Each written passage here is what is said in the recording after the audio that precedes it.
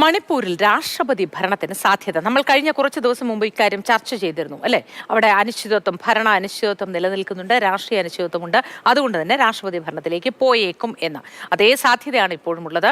രാഷ്ട്രപതി ഭരണത്തിനുള്ള നടപടികൾ ഗവർണർ ആരംഭിച്ചതായാണ് വിവരം. സംസ്ഥാനത്ത് ഭരണ പ്രതിസന്ധിയാണെന്ന റിപ്പോർട്ട് ഗവർണർ രാഷ്ട്രപതിക്ക് സമർപ്പിച്ചേക്കും. അർജുൻ പീതാംബരൻ വിവരങ്ങളുമായി ചേരുന്നുണ്ട്. Arjun, good morning. നമ്മൾ കഴിഞ്ഞ ദിവസം തന്നെ ഇക്കാര്യം ചർച്ച ചെയ്തതാണ്. രാഷ്ട്രപതി ഭരണത്തിനുള്ള നീക്കമൊക്കെ ആരംഭിച്ചിരിക്കുന്നു അല്ലെ, വിശദാംശങ്ങൾ എന്താണ്? Good morning. മണിപ്പൂരിലെ ഇപ്പോഴത്തെ സാഹചര്യത്തെ സംബന്ധിച്ച് ഒരു ഔദ്യോഗിക പ്രഖ്യാപനമില്ല എന്നേ ഉള്ളൂ. പക്ഷെ പല തരത്തിലുള്ള ചർച്ചകൾ അവിടെ ഔദ്യോഗികമായും അനൌദ്യോഗികമായും നടന്നുകൊണ്ടിരിക്കുന്നുണ്ട്. ആ ചർച്ചകൾ പലതും വഴിവെക്കുന്നത് മണിപ്പൂർ അധികം വൈകാതെ തന്നെ ഒരു രാഷ്ട്രപതി ഭരണത്തിലേക്ക് പോകുമെന്നുള്ള കാര്യം തന്നെയാണ്. ഇതിലൊരു വൈകി നിൽക്കുന്ന ഒരു കാര്യം എന്ന് പറയുന്നത് പ്രധാനമന്ത്രിയുടെ വിദേശ പര്യടനമാണ്. അദ്ദേഹം തിരിച്ചെത്തിയാൽ ഉടൻ തന്നെ ഒരു ക്യാബിനറ്റ് യോഗം ചേരും. ആ ക്യാബിനറ്റ് യോഗത്തിൽ ഒരു തീരുമാനം കേന്ദ്ര സർക്കാരും എത്തിക്കഴിഞ്ഞാൽ പിന്നാലെ ആ ഒരു പ്രഖ്യാപനം അല്ലെങ്കിൽ ആ ഒരു ഔദ്യോഗിക തീരുമാനം ഉണ്ടാകുമെന്നുള്ളതാണ് നിലവിൽ നമുക്ക് ലഭിക്കുന്ന സൂചന. കഴിഞ്ഞ ദിവസങ്ങളിലെല്ലാം തന്നെ അവിടുത്തെ ഗവർണർ അജയ് കുമാർ ഭല്ലയുമായി BJP നേതൃത്വം ചർച്ച നടത്തിയിരുന്നു. ഭരണകക്ഷി MLA മാർ ചർച്ച നടത്തിയിരുന്നു. ഈ ചർച്ചകളിലൊന്നും തന്നെ, അതല്ലാതെ BJPക്ക് അകത്ത് നടന്ന ചർച്ചകളിലൊന്നും തന്നെ അവർക്കൊരു നേതാവിനെ കണ്ടെത്താൻ സാധിച്ചിട്ടില്ല.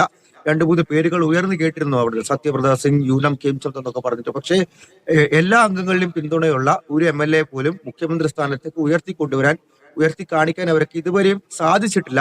അതിന്റെ ഒരു പശ്ചാത്തലത്തിലാണ് അവിടെ ഒരു ഭരണ പ്രതിസന്ധി നിൽക്കുന്നു എന്നുള്ള കാര്യം ചൂണ്ടിക്കാട്ടി ഒരു വിശദ റിപ്പോർട്ട് രാഷ്ട്രപതിക്ക് അജയ് കുമാർ ഭല്ല നൽകാൻ പോകുന്നത്. അത് ഈ ആഴ്ച തന്നെ ഉണ്ടാകും. ആ റിപ്പോർട്ട് സമർപ്പിക്കുന്നതിലാണ് നിലവിൽ ലഭിക്കുന്ന വിവരം. ആ റിപ്പോർട്ടിന്റെ അടിസ്ഥാനത്തിൽ രാഷ്ട്രപതി കൂടുതൽ നിയമോപദേശം തേടും. അതിന് പിന്നാലെ തന്നെ അവിടെ മണിപ്പൂരിൽ താൽക്കാലികമായിട്ടെങ്കിലും ഒരു രാഷ്ട്രപതി വരണം. അതായത് ഒരു 2-3 ആഴ്ചത്തേക്കോ അല്ലെങ്കിൽ ഒരു 1-2 മാസത്തേക്കെങ്കിലും അവിടെ ഒരു രാഷ്ട്രപതി വരണം. ആ രാഷ്ട്രപതി ഭരണം പോലും പുതിയൊരു നേതാവിനെ കണ്ടെത്താൻ വേണ്ടി കേന്ദ്ര സർക്കാരും അതുപോലെ തന്നെ BJPയും ഒരു സമയം ചോദിക്കുന്ന അല്ലെങ്കിൽ സമയം എടുക്കുന്ന രീതിയിലേക്കാണ് പോകുന്നത്. ഒരു നേതാവിനെ കണ്ടെത്തുക എന്നുള്ള ലക്ഷ്യത്തോടു കൂടി തന്നെയാണ് അവിടെ MLA മാരും BJP നേതൃത്വം പ്രവർത്തിച്ചു കൊണ്ടിരിക്കുന്നത്. പക്ഷേ അതിന് സാധിക്കാത്ത പക്ഷം ആ ഒരു കാലയളവിലേക്ക് മറ്റു പ്രതിസന്ധികളില്ലാതെ കൊണ്ടുപോകാൻ വേണ്ടി അവിടെ രാഷ്ട്രപതി ഭരണം ഏർപ്പെടുത്താൻ വേണ്ടിയിട്ടുള്ള നീക്കങ്ങളാണ് നിലവിൽ നടന്നുകൊണ്ടിരിക്കുന്നത്. അജയ് കുമാർ ഭല്ല ഡൽഹിയിലേക്ക് എത്തും, രാഷ്ട്രപതിക്ക് ഈ റിപ്പോർട്ട് കൈമാറും.